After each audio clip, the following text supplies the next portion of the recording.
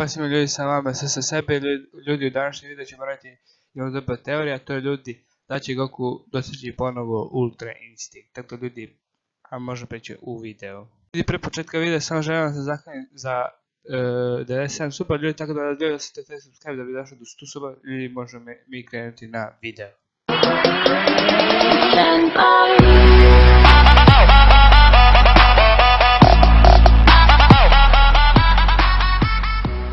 I ljudi sam možemo krenuti na video, tako da ljudi danas radim jednu DB teoriju koju sam sam smišljao, da ljudi sam smišljao ove DB teorije.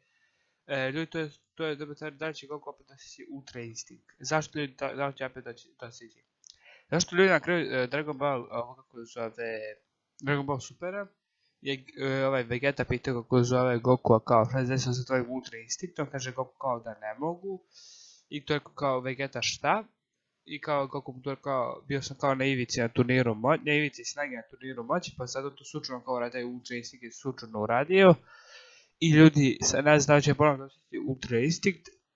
Znači, po meni ovo moje mišljenje, ljudi. Znači, da će Goku možda dostići Ultra Instinct kad se boje protiv Vegeta, pa će Vegeta postane Ultra Blue, znači Vegeta će opet da se transferiše u Ultra Blue. Zašto smo na kraju vidjeli Dragon Ball Super smo vidjeli da se Vegeta i Goku bore i piše tu see you again. Ili see you, ne znam ljudi šta je pisalo. Tako da ljudi misle će Goku opet dostići Ultra Instinct.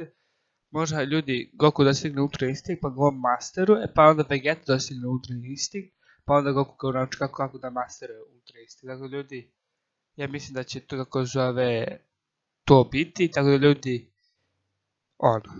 tako da ljudi da, ili će Goku dostići Ultra Instinct u novom filmu, ili će ljudi dostići da sparinguje sa Vegetom ili će da dostigne novu Frieza, znači Frieza će se vratiti ljudi, možda tu dostigne Ultra Instinct, ne znam ljudi, ali ja mislim tako da će biti, tako da ljudi, ako vam se sviđa video, ste like i subscribe, mislim da se će pozdrav i da se će ga vidjeti ljudi, boss!